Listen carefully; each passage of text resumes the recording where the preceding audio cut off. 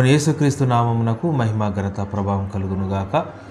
మరి ఈ విధంగా మీ ముందుకు రావడానికి గల కారణం ఏంటంటేనండి, గత 4 రోజులుగా విజయవాడలో ప్రజలు ఇబ్బంది పడుతున్న పరిస్థితి మీరందరూ వార్తల ద్వారా మరి అనేకమైన సామాజిక మాధ్యమాల ద్వారా మీరు తెలుసుకొని ఉన్నారు. అయితే నాకు తెలిసినటువంటి సేవకులు, విశ్వాసులు, ప్రజలు అనేక మంది వారి యొక్క గృహాలను వదిలి బయటకు వచ్చి రోడ్ల మీదే వారి జీవనాన్ని కొనసాగిస్తున్న పరిస్థితి నేను చూస్తూ ఉన్నాను. అయితే మన వంతు సహాయంగా వారి కోసం మనందరం ప్రార్థన చేద్దాం.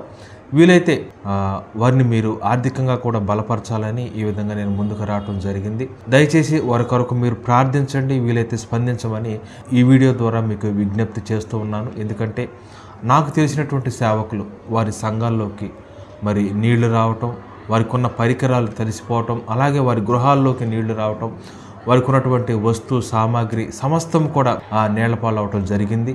ఈ విషయమై నేను మీ ముందుకు రావటం జరిగిందనమాట. అయితే కొంత ఆహారం, ఇతరత్ర కొన్ని చిన్న చిన్న సదుపాయాలు అందుతున్నప్పటికీ మరి మన వంతు సహాయంగా అందరికీ మనం చేయలేకపోవచ్చు, కానండి మనకు తెలిసిన విశ్వాసులకి, సేవకులకి మరి మన వంతు సహాయంగా చేయగలిగితే కొంత వారికి సహాయం అందించిన వారు అవుతామని నేను ఈ విధంగా మీ ముందుకు రావడానికి జరిగింది.